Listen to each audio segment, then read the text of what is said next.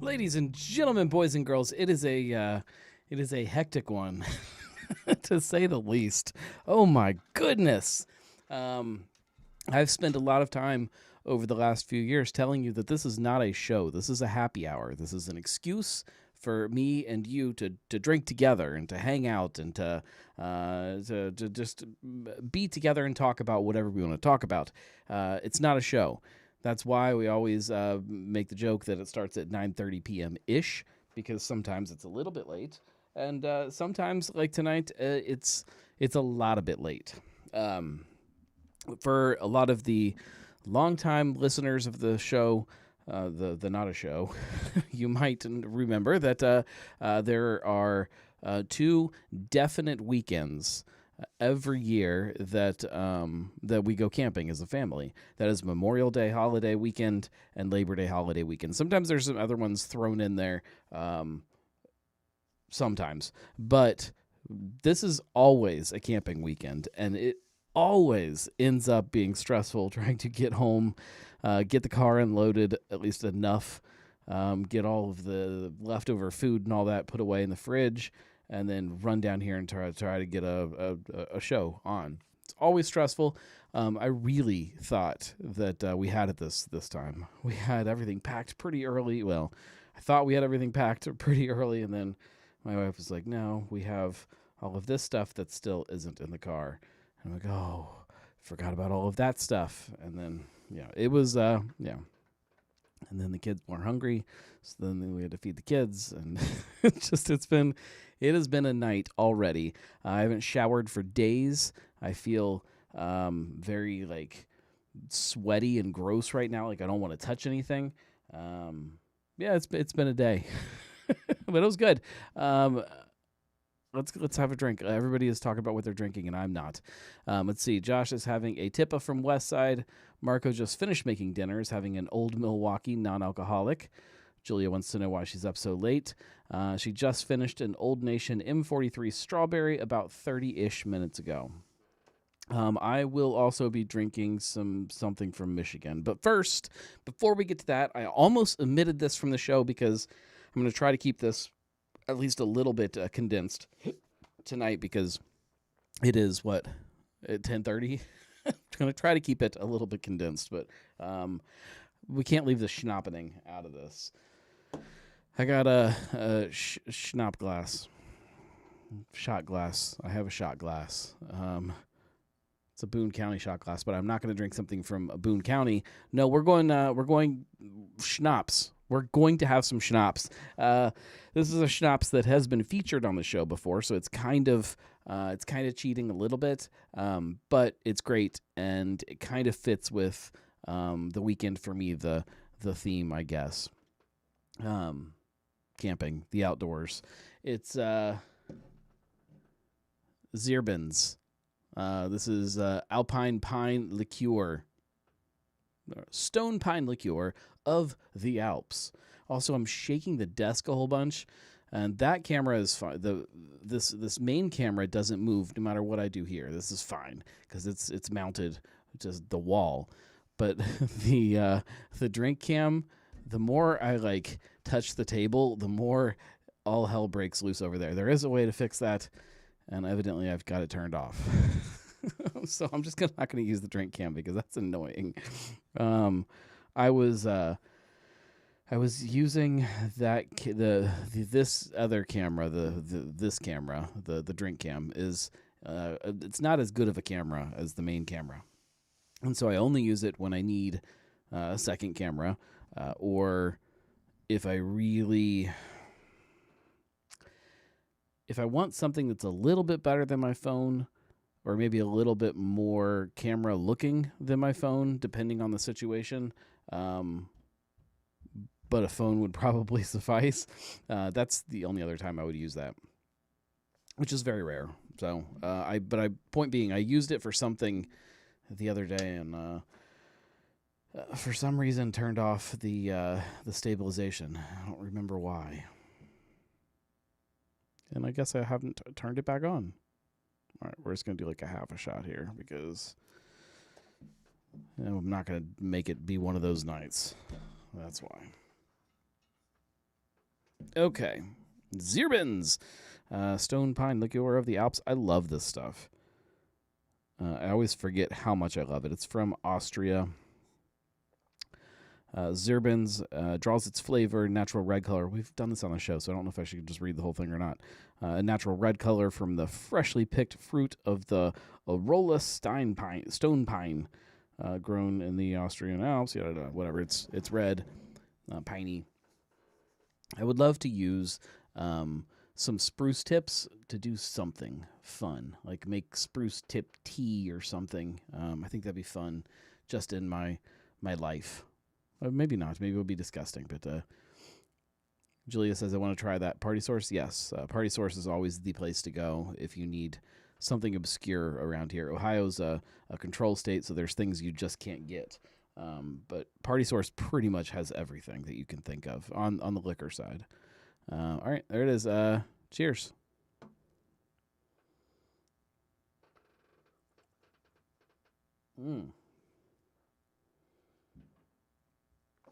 Okay. Oh, it's so good. It when you first smell it, it smells a little medicinal, and then it always surprises me at how it isn't. Like it's got this really cool, like sweet berry thing almost. That then gets cut off with this piney thing, and then the heat, and oh yeah, it's great. That's delicious. Yeah, I could drink a lot of that. That's dangerous stuff. But I think it would be really tasty when camping, which is, again, what I was doing this weekend. And I did not bring any with me, and that's a little disappointing. We had a very weird, so we do, most of our campouts, we do some kind of a big event in the middle of it. We invite everybody to come and hang out with us for like a whole day, like all the entire family. And so everybody shows up, and most of them don't camp. They just come for like the afternoon into the evening, hang out around the campfire, and then everybody leaves and goes home and sleeps in a warm bed. It was a little cold this weekend. And but for that event, we make a ton of food, like tons and tons of food, and we have some kind of a party. Typically, the theme, it just always kind of ends up being sorry, there was like a piece of fuzz on the brim of my hat, and I kept seeing it, and it was driving me crazy. We almost always end up with the theme being luau, for probably because I like tiki drinks, and we all like tiki drinks, and rum is delicious. That's probably why we always do that. But we decided this year we were going to make a very conscious effort to theme our party towards something else. And we themed it to the Wild West. Made a big brisket. It was awesome. But I've spent the entire weekend like dressed like a cowboy, for lack of a better way to put it. Like straight up cowboy hat, gun strapped to my hip. It was awesome. I felt like I was a cowboy, and I don't know that Zierbens is a proper cowboy booze. So we just drank whiskey. Well, not just whiskey. We drank a lot of whiskey, especially on Saturday when the party was. The rest of the weekend, I definitely did settle into quite a few beers, including this. Well, I tell you what, I have a choice. I have tried this beer. We're going to say my right, I guess your left as you're looking at the screen. I don't know how that works. We'll call this number 1 over here. I have tried this one. I drank it this weekend, and it was absolutely delicious. I'm not going to say what it is, but I'm going to say it's from Michigan. This side over here, number 2, I'm positive that I've had this before in the past, but it has been it's been a long time if I've ever actually had it. Josh says, to new experiences, try the new one. Okay, Josh has it. He answered before I asked the question, but we'll accept it. So the one, well, I'll leave that one as a surprise. I'll make a video or something about that. But All right. All right, founders. I know that there is a lot of thoughts about founders and who they are or who they may possibly be, depending on who you ask. But they make some great beer. And this is, in theory, one of those. We'll see when we drink it. It's called Blushing Monk. It's also all wet because it's been in a cooler. Belgian style ale, fermented with, does that say pure inspiration? I don't think you can ferment with inspiration. All right, it says, when our love of fruit and our love of beer come together, Blushing Monk happens, brewed with a ridiculous amount of raspberries for tart yet luscious raspberry jam character, and fermented with Belgian yeast for subtle fruit and spice esters. Think of Blushing Monk as Rubaeus's older sibling. More intense, slightly larger, and just a little bit more mature. This is 9.2%. So yeah, this is a beer. I also do not have proper glassware if I'm drinking a Belgian style ale. And I don't have anywhere close by. That's all right. We'll just go pint glass. That's fine. There's nobody to judge that, right? Josh says it's a good one. Julia says she had it over the weekend. It was fantastic, but I'm glad it wasn't my money that went to them. I don't know if this should be agitated, but it's definitely been rolling around in a cooler on the way back home for the last hour or so. So it's definitely very well agitated. So if it is, yeah, there's going to be some chunks. I definitely saw some chunks coming out. That's all right. We will drink carefully.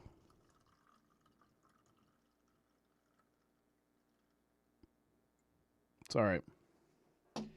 Little chunks never killed anybody. Julia says, I swirled the bottle, but not sure it needed it. Yeah, I don't know if you're supposed to. It definitely, it's hazy, cloudy, chunky. I can't say it's a pretty beer because it isn't.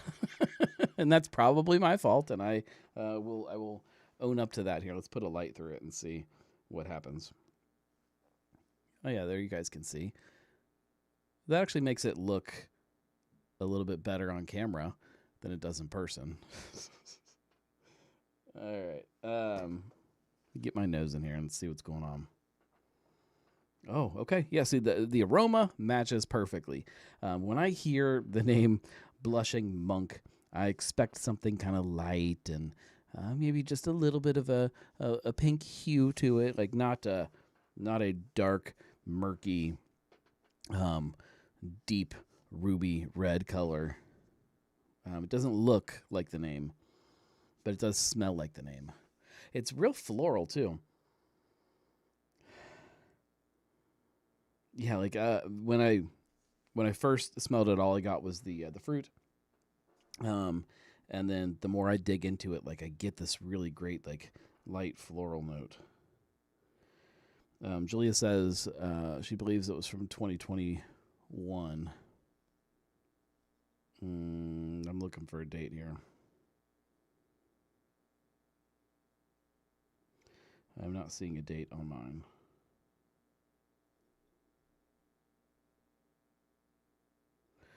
I don't know.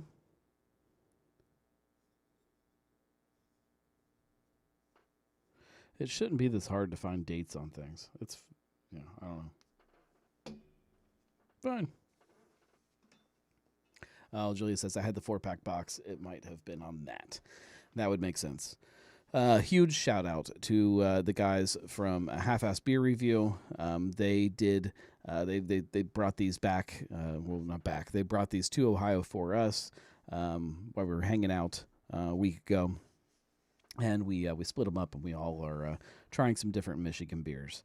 So thank you to all of them for bringing us some good stuff. I shouldn't say it's all good because I haven't tried it all. This is only second or third one that I've had. All right, I'm going to get into this. Blushing monk. What would make a monk blush? I know exactly what would make a monk blush. Any guesses? Dick's potato chips would make a monk blush. I'm not even drinking the beer yet because I'm so excited to talk about Dick's. We were when we were camping, we ate a ton of Dick's potato chips, which again, I don't know if cowboys would do that, but we did, and so we might have broke the rules a little bit there. You got to have potato chips when you're camping, and we did. We had Dick's, and Dick's made camping better. Dick's make everything better. In fact, Father's Day is coming up, and if you really want to make the dad in your life or the father figure in your life happy, get him Dick's. Just an entire box of Dick's. Go to dickspotatochips.com, order a box of Dick's, and send it to Dad, and be the best Father's Day that he's ever had. I promise. And I don't promise things very often, but you should definitely do that.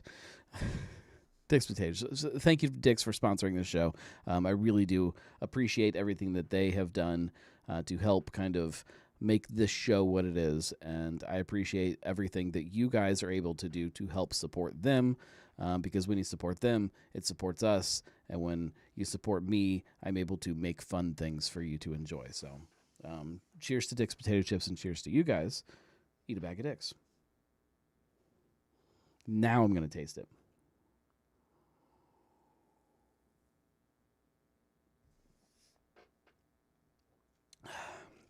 Definitely fresh fruit, big, bold, jammy fruit flavors like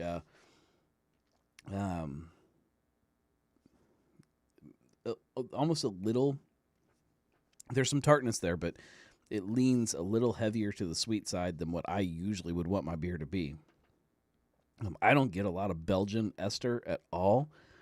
I get jammy, sweet fruit. Maybe a little kind of a, maybe like a bitter kind of thing going on in the background, which maybe that's some of the Belgian esters, but it's good. It's definitely not the best kind of fruited Belgian style beer that I've ever had, but it's good, especially for a beer that I don't know when this was first released. But it's been around for a while, and I think that earns it a few kind of extra points too. It's definitely an OG beer, so I give them a little extra credit for that. I brought this while we were camping. It was in the cooler, and while it would have been delicious sitting outside while we were camping, I don't think this would have been the best choice. And I think maybe that's why I passed it over every time I opened the cooler. It just didn't fit the situation. It was really hard to kind of figure out what I wanted to drink this weekend because it was so cold. Evenings were really cold. Campfire was great. Luckily, I didn't I didn't check the weather. I knew it was going to be chilly, so obviously we had enough blankets and clothes, and so we weren't cold while we were trying to sleep. But sitting around the campfire, I didn't really pack proper drinks for that situation. Like, it felt like a fall camp out. I did pack one bottle of a S'mores Dark Charge, and that was a perfect choice for the weekend. I drank a lot of light beer, a lot of whiskey. I drank a couple other things that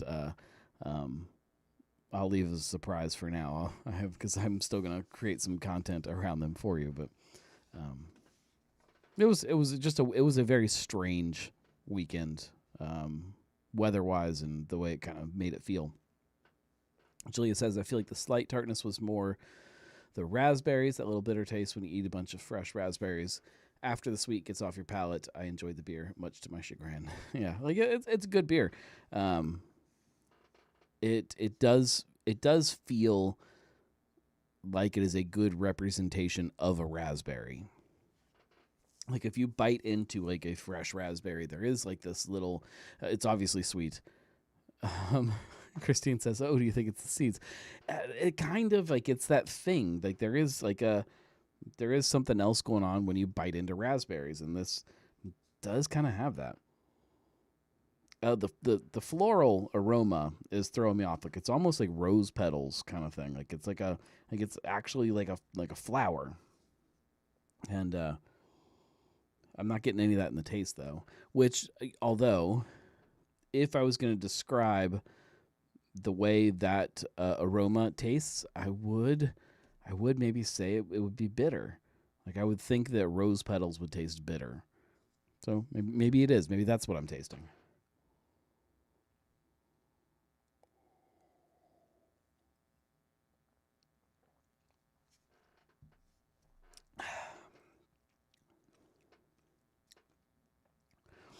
Yeah.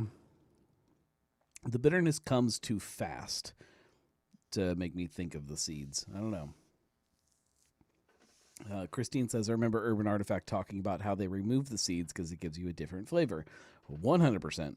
I think especially with strawberries, I think are another one that the seeds were giving them a lot of problems as far as flavor changes.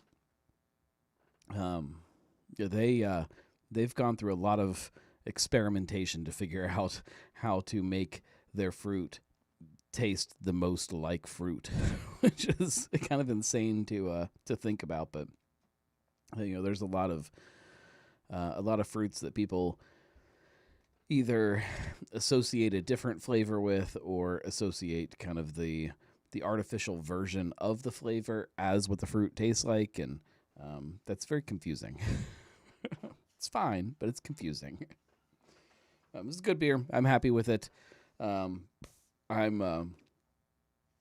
guess I'm happy with all the Michigan beer so far. I don't know like a ton about.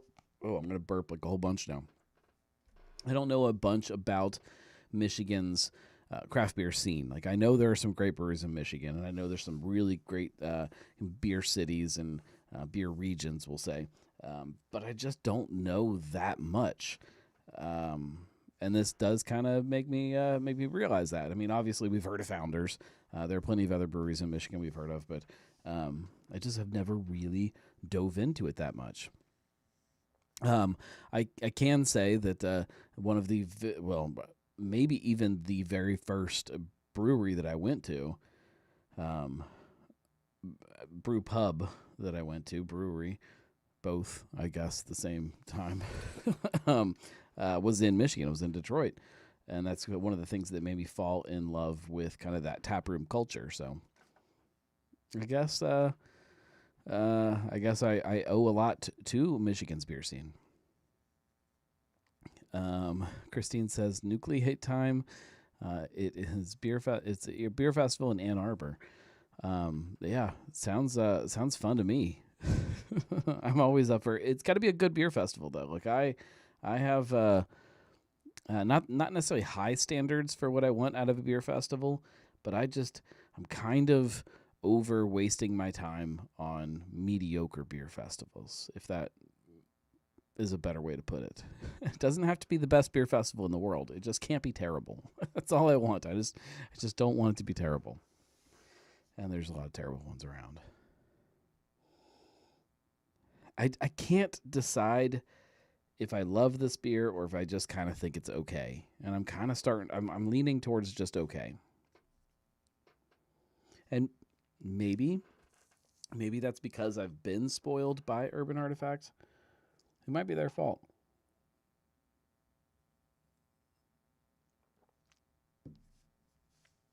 It's a good problem to have. Yeah. I'm going to say it's just it's okay. It's not a beer that I'm ever going to go chase down. It's not a beer that if I see it on a shelf, I'm going to be like, oh, I've got to grab that. It's a beer that if somebody puts it in front of me, I'm going to happily drink it and enjoy it, but I'm not gonna go seek it out. Christine says I looked at it, and it's actually not a lot of Michigan beers, just good beers from everywhere. That's fine, and that's probably the way a beer festival should be. But It's also kind of sad. Urban definitely makes you have different standards. It does.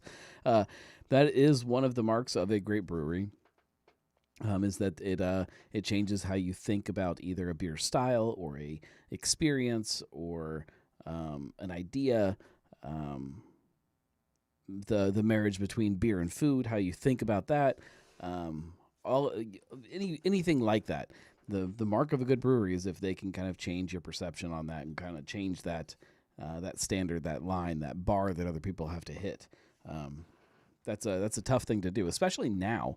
The way the craft beer has grown and how many breweries there are and how many great breweries there are, if you can change people's perception and people's thoughts and what people judge a fruit beer off of, that's an impressive feat.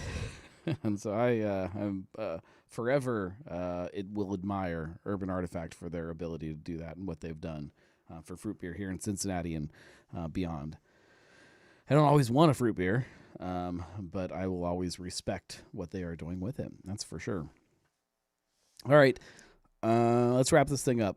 We're about at a half hour, and I'm going to go take a shower and put on something clean and climb into my wonderful bed that is waiting for me. Not that we were uncomfortable. When we camp, it's not camping like when I was a kid. We have a very big tent that could fit like 300 people. That might be an exaggeration, but it's for just the four of us, well, and the dog, the five of us, I guess. The dog who loves camping, by the way. And we have these big air mattresses that we set up in there, and there's all this room. Usually if it's going to be super cold, sometimes we bring a heater, like a little propane heater, to just heat the crap out of the tent before you get in there and go to bed. It is borderline glamping. I wouldn't call it glamping. Like, it's not that bad. It's not that crazy. There's no TV in the tent. Christine says, wow, that's crazy. It isn't hard to set. It's not that hard to set up. So tent technology has changed dramatically. I can set up the tent by myself in less than 5 minutes. It's really, really crazy how easy it is to set up. And then the air mattresses, they have like a pump built into them. So I have a little battery bank that I always bring so we can charge cell phones and whatnot. And you just plug the little pump into that and you just turn it on and fills up the air mattress. And you throw a couple sleeping bags on it and some pillows and you're good to go. That's the glamping level that we hit. Like there's there's no TVs around. There's no there might be a Bluetooth speaker that gets turned on at some point, but that's about it. And even that is sometimes under protest. We're all music fans, but we all also like to play music, and that is by far the preference. Yeah, I guess I mean we can walk to the house to go to the bathroom. You don't have to pee in the woods, so that's, I guess, is that glamping? And in the summertime, there is a swimming pool within walking distance. You can walk to the pool.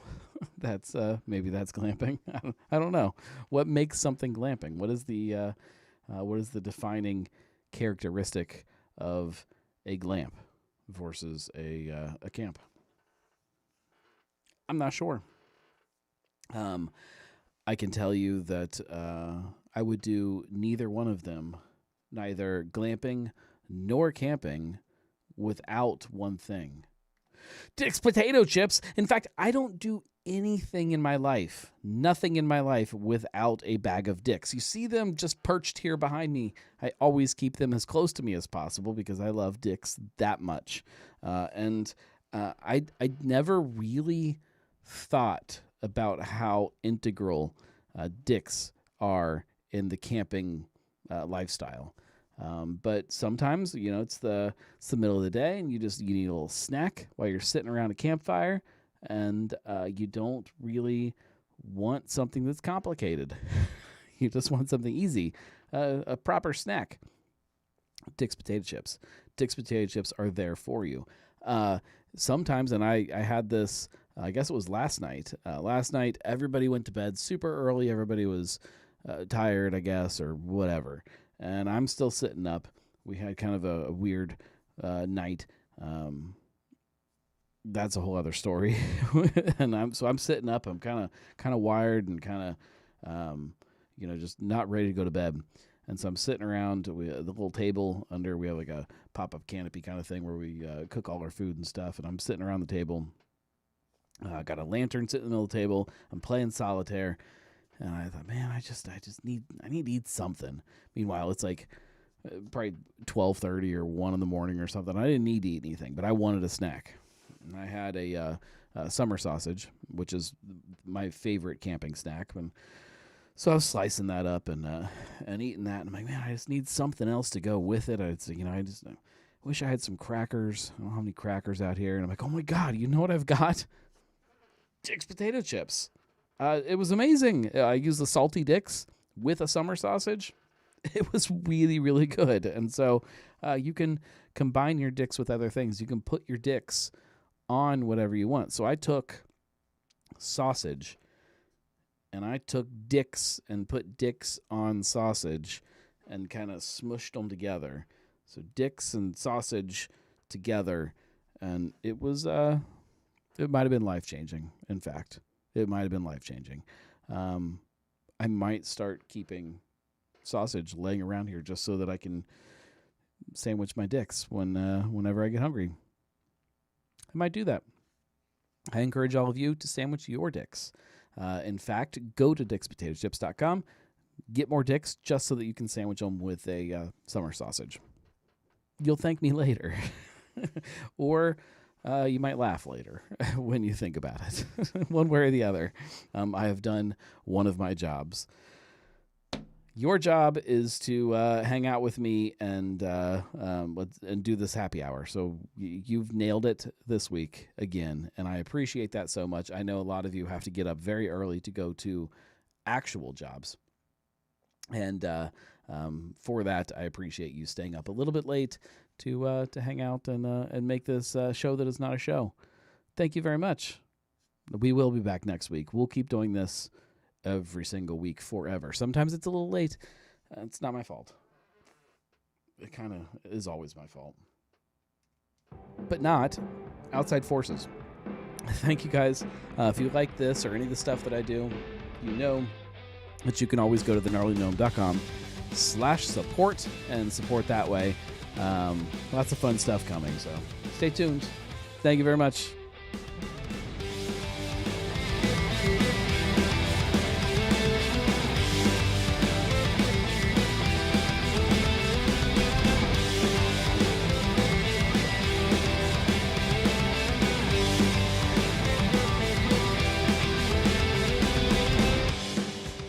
Speaking of Dick's potato chips, what is the best thing to put your Dick's on? Is it summer sausage, or is it in dip, or I don't know. Best thing to put your Dick's on.